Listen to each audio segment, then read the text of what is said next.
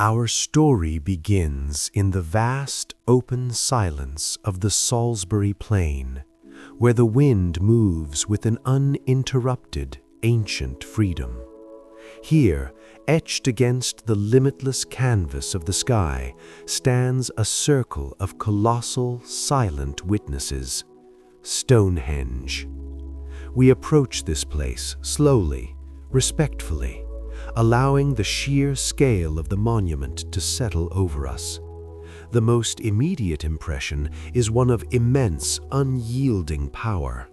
These towering sentinels of sarsen stone, some weighing over 25 tons, form a perfect monumental ring, defying the very concept of human effort in the Neolithic age.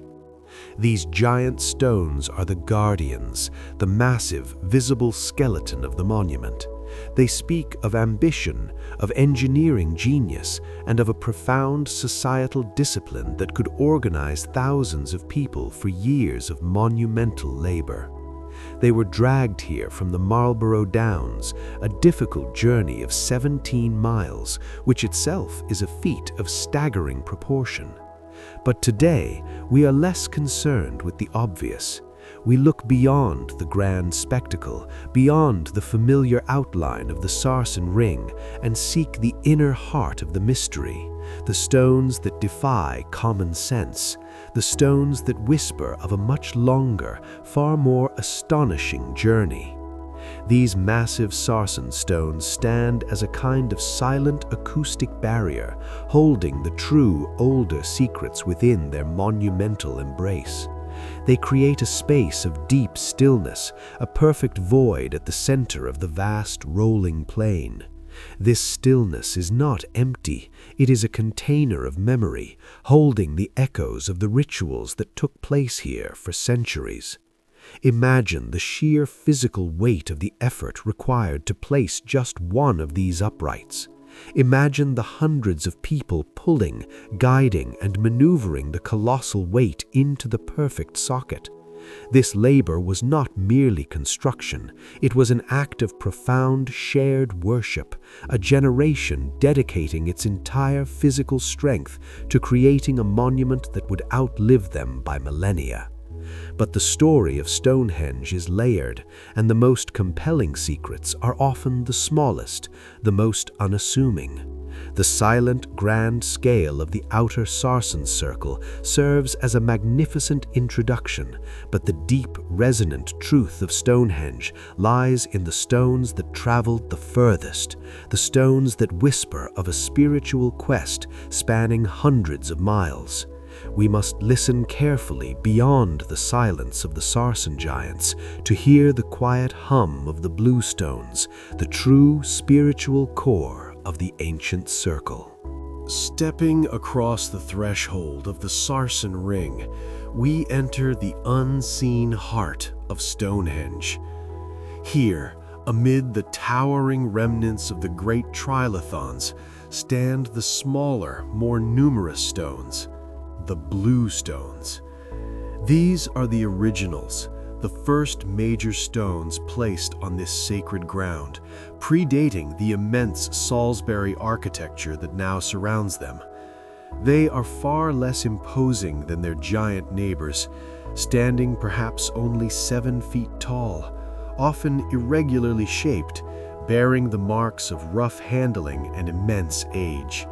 Yet it is within these smaller stones that the true, unbelievable story of Stonehenge is contained. The name Bluestone is given because when freshly cut or wet, the rock displays a subtle, beautiful tinge of blue or gray-blue. But their significance is not in their color, it is in their geology. They are not local sandstone. They are primarily dolerite and rhyolite, volcanic and igneous rock alien to the Salisbury Plain. This geological difference is the first staggering clue. It tells us that these stones were not found nearby. They were transported across an astonishing distance. They are the spiritual migrants of the monument, stones that were chosen and carried from their original birthplace over 200 miles away, an unimaginable feat for a Neolithic society lacking roads, wheels, or strong draft animals. Imagine the deliberate, conscious choice made by the ancient builders. They had access to local stone, plenty of it, but they ignored the immediate and the convenient. They invested years, perhaps decades of communal energy in fetching these specific, distant stones. This labor was not practical, it was metaphysical. The presence of the Bluestones tells us that the initial function of Stonehenge was not architectural dominance, but sacred connection. The stones were not simply building material, they were relics, fragments of a sacred landscape that the builders deemed absolutely necessary to import into their new permanent sanctuary. The deep, inquisitive tone of the narration now dwells on the weight of this choice. The unseen heart of Stonehenge speaks of an ancestral pull, a deep, magnetic connection to a distant homeland.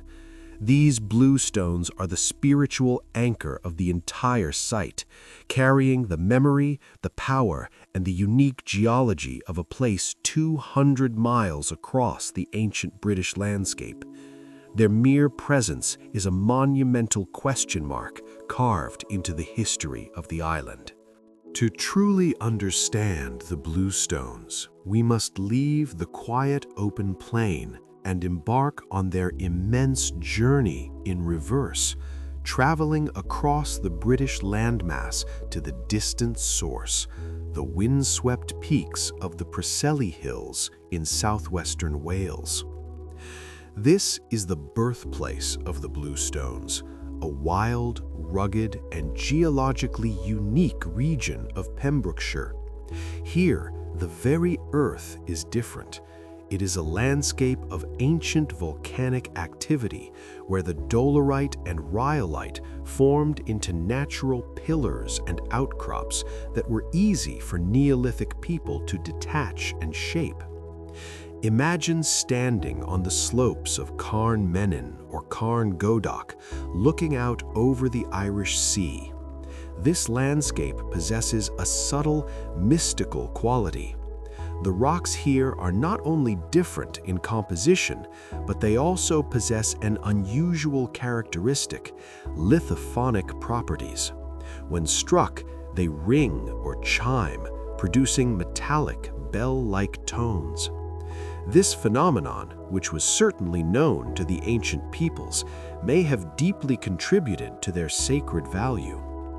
The call from Preseli was not just a geological attraction, it was a spiritual siren song. The stones were not arbitrary, they were specifically selected for their unique, resonant qualities. The ancient builders were not just looking for durable rock, they were looking for singing stones, stones that possessed a living, audible power. The deep, descriptive tone of the narration now emphasizes the vast physical distance. The journey from this remote, difficult terrain to the Salisbury Plain is approximately 200 miles as the crow flies, but much further by any practical ancient route of water and land. This incredible distance and the difficulty of the Welsh terrain forces us to discard any notion of convenience. The procurement of the Bluestones was an act of profound dedication, almost a holy crusade. The Preseli Hills represented something irreplaceable, a source of power, healing, or ancestral memory that was so vital it warranted decades of collective labor. The Bluestones were a deliberate physical link between the settled agricultural plains of the East and the ancient mountainous homelands of the West. The astounding difficulty of the Bluestones' journey was so profound, so far beyond the comprehension of later generations, that it necessitated the invention of a fantastical explanation. This is the story of the myth of the Giant's Bridge, immortalized by the medieval chronicler Geoffrey of Monmouth. In his History of the Kings of Britain, written in the 12th century, Geoffrey weaves a magnificent tale to explain the presence of the Welsh stones on the English plain. He claimed the stones were originally a magical curative structure known as the Giant's Dance, which had been erected by giants on Mount Killarowse in Ireland, a geographical confusion based on the Welsh name. Imagine the scene of magic and impossibility. The British king Aurelius Ambrosius wishes to build a permanent memorial to the slain Britons. He despairs until the great wizard Merlin offers his supernatural assistance. Merlin, the master of all magic, declares that the only stones worthy of the memorial are the magical stones of the Giant's Dance, for they are medicinal, and there is no stone among them that is lacking in medical virtue. Merlin then organizes the supernatural transport. He uses his magic to dismantle the immense structure in a single night and transports the colossal stones across the sea and land to the Salisbury Plain. Then he uses his power to re-erect them in their current precise arrangement, thus creating the monumental wonder we know today. The deep, storytelling tone of the narration here reflects the grand, impossible nature of the legend. The myth of the Giant's Bridge is a beautiful surrender to the impossible. It demonstrates that even a millennium ago, people looked at the Bluestones and their distance of origin and concluded that only magic or giant strength could explain the feat of their transportation. The legend provides a profound insight. It confirms that the movement of the stones was seen as a miracle, an event so immense that it had to be attributed to the supernatural realm. It reinforces the idea that the stones possessed a deep curative power, which was the primary reason for their migration.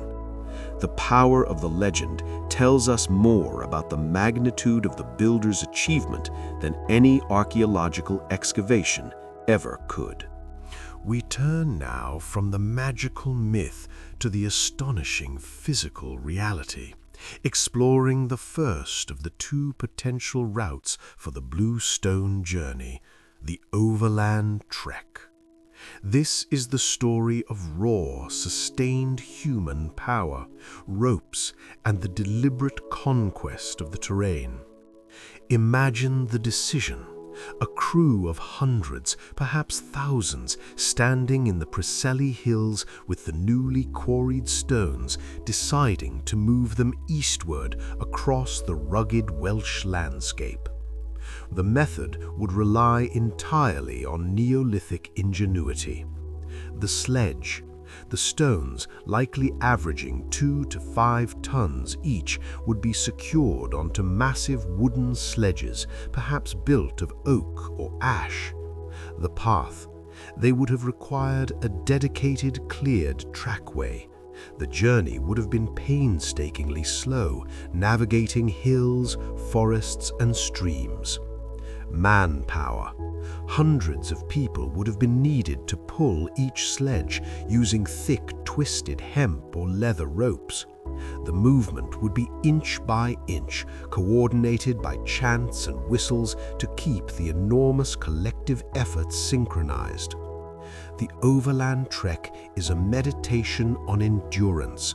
The distance alone, crossing the Severn estuary and traversing the complex landscapes of what is now Wiltshire, would have required months of continuous back-breaking labor for each stone. The deep, rhythmic tone of the narration here reflects the slow, synchronized pulling motion. This was a sustained, generations-long project. The journey of the stones would have been an event in itself, a slow-motion procession watched and aided by the communities along the route. The incredible difficulty of this overland trek makes it less likely than the water route, but it speaks to the absolute necessity felt by the builders. They were determined to bring these specific sacred stones to their new sanctuary, regardless of the physical cost. If this route was chosen, it was a testament to the level of collective spiritual commitment that is almost impossible for the modern mind to fully grasp. The journey itself became a defining ritual, a massive public act of devotion. The second, and perhaps more plausible route for the Bluestone transport is the Great River Journey, utilizing the ancient waterways to move the immense weights with greater efficiency, relying on buoyancy and the currents. Imagine the logistical complexity. The stones are pulled from the Preseli Hills to the coast, perhaps to the Milford Haven waterway. Here, the raw power of the water would be harnessed. The method would shift to advanced nautical construction. Rafts. The stones would be loaded onto complex, massive rafts. These would not be simple log rafts, but possibly sturdy wooden frames covered in durable, sealed animal hides, providing maximum buoyancy and stability for the heavy cargo. The coastal trip. The rafts would travel eastward along the tumultuous coast of the Bristol Channel, a dangerous, demanding nautical passage requiring experienced navigators and good weather. Upriver. The stones would enter the River Avon near the modern-day city of Bristol and then be pulled or rowed upriver, deep into the heart of the Salisbury Plain landscape, dramatically cutting the overland distance. The Great River Journey is a story of nautical skill and adaptation. The ancient builders would have needed profound knowledge of tides, currents, and boat-building techniques. This was not a simple stroll, it was a sophisticated, multi-stage operation. The deep, flowing tone of the narration here mirrors the quiet, relentless power of the river current. The water itself becomes the great assistant in the journey, carrying the stones with a grace that human muscle alone could never achieve. Once the stones were brought as far as they could go by water, they would have been unloaded at a Neolithic port, perhaps at Amesbury, and then faced the final, short but difficult overland haul to the precise location of the building site. This combined water and land route is a powerful theory, as it reduces the sheer, sustained, ground-based effort required in the overland trek. Regardless of the precise path, the Bluestone journey was an epic migration, transforming the very identity of the stones from mere rock into sacred travelers. Having explored how the Bluestones were moved, we must now confront the deeper mystery of why. This is the story of the ancestral burden, the realization that the immense transport was not a mere construction project, but a spiritual migration.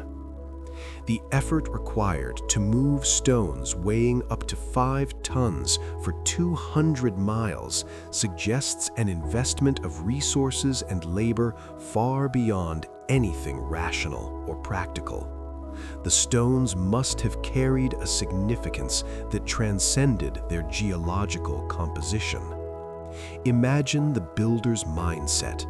They were establishing a new, permanent spiritual center on the Salisbury Plain. But their spiritual power, their ancestral legitimacy, their link to their forefathers remained tied to the Preseli Hills, their ancient homeland. The spiritual migration was an attempt to physically bring their ancestral identity with them. By moving the Bluestones, they were moving fragments of their sacred past. The stones were not just rock, they were shrine furniture, pieces of an older existing ritual site that was being decommissioned in Wales and reborn with amplified power in Wiltshire. The deep, reverent tone of the narration now dwells on the weight of this spiritual cargo. The ancestral burden was a beautiful responsibility. Every person pulling on the ropes was not just moving a stone, they were replanting their ancestral roots in the soil of their new sacred home. This explains the incredible distance and difficulty. The sacred power was tied to the specific location and the specific geology of Preseli. No local stone, no matter how large, could replicate the intrinsic spiritual authority carried by these migrant stones. The journey was a sacred narrative in itself, a testament to the enduring link between the generations, binding the monument to the ancient history of the entire island. One of the most compelling explanations for the Bluestones' spiritual migration lies in the pervasive belief that they possessed potent curative properties. This is the story of the healing stone lore, the powerful myth that transforms Stonehenge into an ancient Lourdes. The core of this belief is that the stones, particularly the spotted dolomite, had a unique interaction with water. Water that flowed over them, or perhaps collected in small depressions carved into them, was believed to absorb their healing or restorative energy. Imagine the sick and the infirm traveling across the ancient land, not to see the great monuments, but to touch the Bluestones. People would rub the stones, chip off small fragments for charms, or perhaps even be placed in proximity to the stones in hopes of miraculous recovery. This belief is what fueled Merlin's lore, where the stones were credited with medical virtue. Modern geology offers a tantalizing hint of scientific justification. The Bluestones are slightly magnetic, and some contain trace elements that resonate with specific frequencies. While not actual medicine, their unique lithological qualities could certainly have contributed to a powerful sense of spiritual energy and placebo effect for ancient worshippers. The deep, soothing tone of the narration here reflects the purpose of the healing sanctuary. Stonehenge, in this light, was not just an astronomical calculator or a burial ground. It was a place of pilgrimage, a beacon across the British Isles, drawing people to its center for spiritual and physical restoration. The healing stone lore explains the unseen heart of the monument. The massive sarsen ring provided the monumental setting, but the smaller, sacred Bluestones provided the spiritual power. They were the indispensable magnets that drew the people and justified the incomprehensible labor of their 200-mile journey. They represent the ultimate Neolithic faith in the power of the living rock. Before the arrival of the colossal sarsen stones, Stonehenge already existed as a monument defined by the Bluestones. This is the story of the first circle, the original, older, and more intimate sanctuary that served as the original foundation of the entire site. Archaeological evidence suggests that the Bluestones were erected at Stonehenge in several phases, beginning around 2600 BC. Their earliest configuration was likely a smaller, double concentric circle, or perhaps a series of horseshoe shapes, all confined to the inner area now occupied by the sarsen architecture. Imagine this initial monument, a cluster of singing, magnetic, distant stones standing in a precise arrangement on the open plain. It would have been a profoundly different experience, a more personal, localized sanctuary, focusing inward on the power of the imported stones themselves, rather than outward on the solar alignment. The first circle was the sacred space dedicated to the ancestors and their healing power. It was the physical destination of the spiritual migration, and the placement of the stones marked the successful completion of the massive, generation-spanning transport project. The deep, soft tone of the narration here emphasizes the age and primary importance of this original core.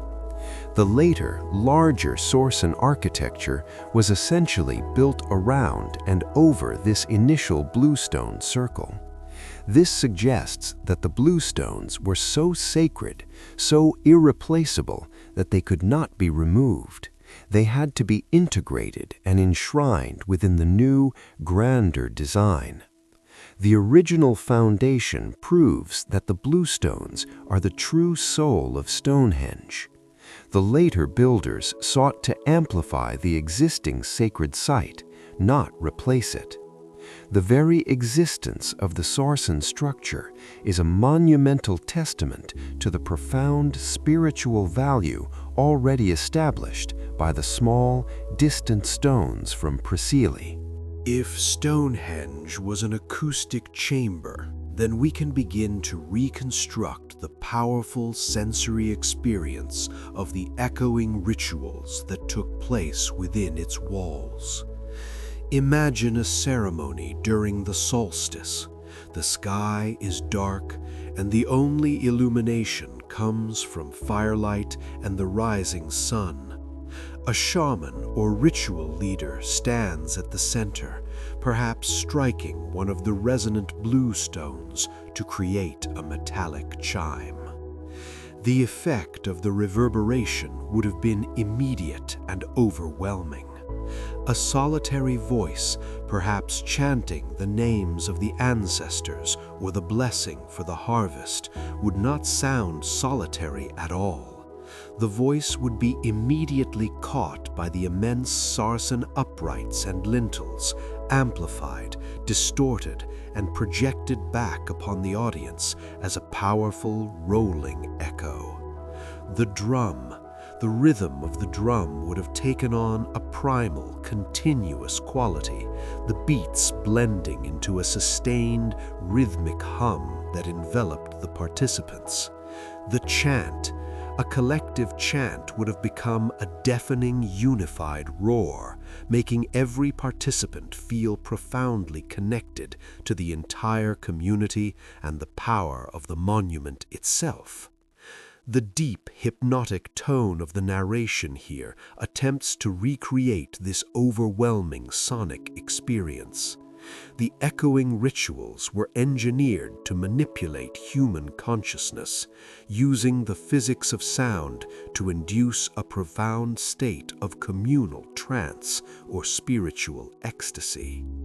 This acoustic design served to solidify the spiritual authority of the central figure. The amplifying stones made the ritual leader's voice sound supernatural, as if they were speaking with the voice of the gods or the ancestral burden itself. The Bluestones traveled 200 miles to play their part in this drama, to sing their lineage into the heart of the sacred plain. The construction of the Great Outer Ring marks the arrival of the Sarsen builders, a new generation of engineers who sought to amplify and monumentalize the existing spiritual core of the Bluestones. This phase, beginning around 2500 BC, saw the quarrying and transport of the massive Sarsen stones from the Marlborough Downs. This was an unprecedented leap in scale and ambition. The smaller, imported bluestones were revered, but the new builders sought to create a permanent, immovable shield around them. Imagine the motivation. The new culture, perhaps wealthier or more centralized, wanted to create a monument that reflected their own immense power and their absolute devotion to the ancestral site. they decided to enshrine the sacred magnetic stones from Wales within a fortress of local granite. The Sarsen builders utilized the most advanced Neolithic engineering techniques. The ramp. They used earth ramps, complex lever systems, and immense manpower to drag the 25-ton sarsen stones from 17 miles away. The erection. They used a combination of counterweights, leverage, and deep pits to raise the uprights, sinking them deep into the chalk bedrock for ultimate stability. The deep, assertive tone of the narration here reflects the sheer monumental will of these later builders. Their ambition was not to replace the old, but to magnify it. The towering scale of the Sarsen trilithons was an attempt to replicate the acoustic chamber effect on a massive scale, creating an even more profound, enclosed space for the echoing rituals. The new generation's ambition fundamentally reshaped the landscape. They took a powerful but intimate sanctuary and transformed it into a world-class monument, permanently marking the Salisbury Plain as the sacred center of their world, all while preserving the precious, far-traveled Bluestones at its very heart. The architectural genius of the Sarsen builders is most visible in the details of their stone connection, the sophisticated use of the mortise and tenon joint. This is the story of the craft of connection, transforming heavy, rough-cut stone into precise, almost carpentry-like architecture. The mortise and tenon joint is a technique borrowed directly from woodworking. Imagine a massive 50-ton upright sarsen stone. The top of this stone was carefully carved with a projecting knob or tenon. The horizontal lintel stone that sat atop it had a perfectly corresponding hole or mortise carved into its underside. The reason for this immense effort in precision was stability and permanence. When the heavy lintel stone was raised and dropped onto the upright, the tenon fit tightly into the mortise, locking the stones together. This prevented the lintels from being dislodged or blown off by the strong winds that continuously sweep the Salisbury Plain. The deep, patient tone of the narration here emphasizes the immense time and precision required. This was not rough stacking. This was advanced, detailed, planned stonework. The surfaces of the sarsen stones had to be carefully finished to achieve this level of precision. The craft of connection speaks volumes about the builders' foresight. They were building for eternity. They knew the monument would have to endure millennia of weather and wind, and they used architectural techniques to guarantee its structural integrity. This commitment to permanent form also enhanced the monument's function as an acoustic chamber. The tight, locked connections helped create a more sealed, resonant space for the echoing rituals. The current view of Stonehenge, with its incomplete outer circle and its missing horizontal stones, is a view of a broken sound barrier. This is a meditation on the missing lintels, the horizontal sarsen stones that once crowned the entire outer ring and were crucial to the monument's original acoustic design. The outer circle was not meant to be a series of separate uprights. It was intended to be a continuous, sealed acoustic wall, a massive ring of stone united by the mortise and tenon-connected lintels. Imagine the original complete monument, the massive solid ring of stone acting as a perfect enclosure. The sound, when generated at the center, would have been contained, reflected, and amplified with maximum efficiency. The lintels were the roof of the sound chamber. The missing lintels today represent a loss of function. When the wind now blows through the gaps or a voice speaks in the center, the sound leaks out, dispersing the energy into the open air. The acoustic effects that the ancient builders achieved are now only partially recoverable.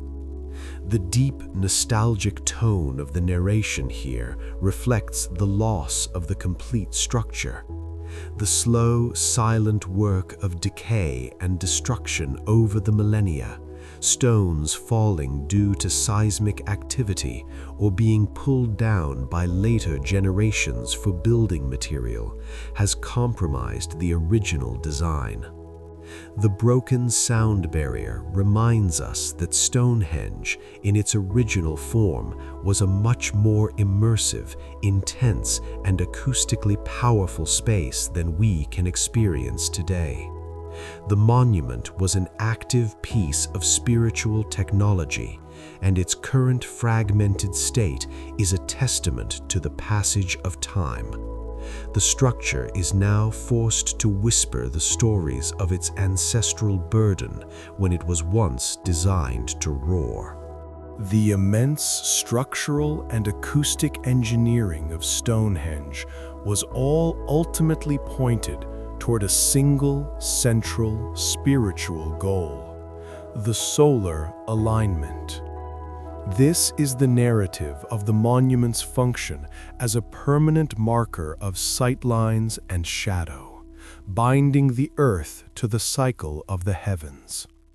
The entire arrangement is meticulously oriented along the axis of the midsummer solstice sunrise and the midwinter solstice sunset.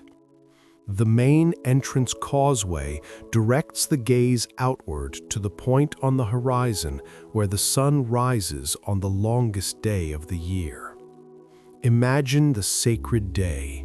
The sun rises, and its light, precisely channeled through the main gap in the sarsen circle, strikes the central altar stone.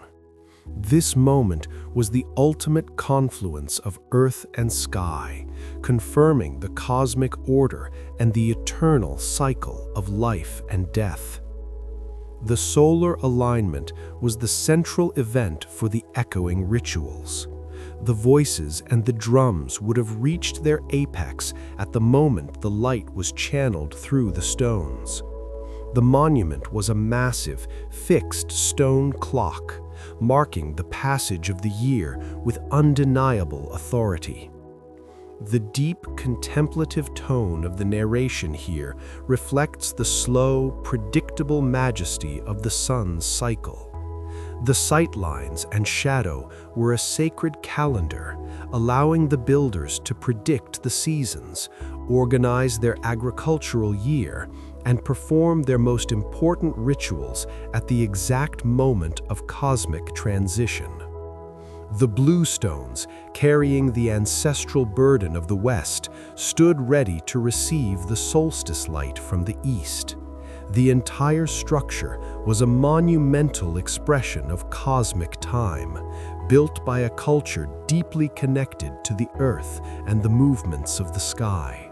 To complete the story of the Bluestone journey, we return to the very beginning, to the quiet figures who initiated the entire epic, the memory of the Preseli quarrymen. This is an intimate look at the people who first touched the sacred stones and detached them from the mountain. Imagine the scene in the Preseli Hills, a small, dedicated team, not of great architects, but of skilled stone workers. They knew the rock intimately, understanding where the natural fissures lay and how to exploit them. Their work was precise and patient. They used the heat of fire, followed by the shock of cold water, to crack the stones along their natural lines. They then used stone mauls and antler picks to lever the heavy pillars of dolerite and rhyolite away from the bedrock. The quarrymen would have been the first to experience the healing stone lore and the lithophonic properties of the rock. They were the original guardians of the stone's power, the first to hear them sing. The deep, honoring tone here reflects the immense foundational effort. The journey of the Bluestones was only possible because of the immense foundational skill of these initial quarrymen. They transformed raw geology into transportable, sacred artifacts. The memory of the Preseli quarrymen is the deep root of the Stonehenge story. They began the long, decades-long process of spiritual migration, supplying the small, powerful stones that would become the spiritual heart of the greatest monument in the ancient world. Their skilled labor provided the essential first element for the acoustic chamber and the echoing rituals that would follow. Our long journey with the Bluestones and the soundscape of ritual now comes to rest. We return to the present moment, standing once more within the silent, powerful embrace of the Sarsen Circle. The stones stand as they have for 5 millennia, a testament to devotion, engineering, and spiritual will.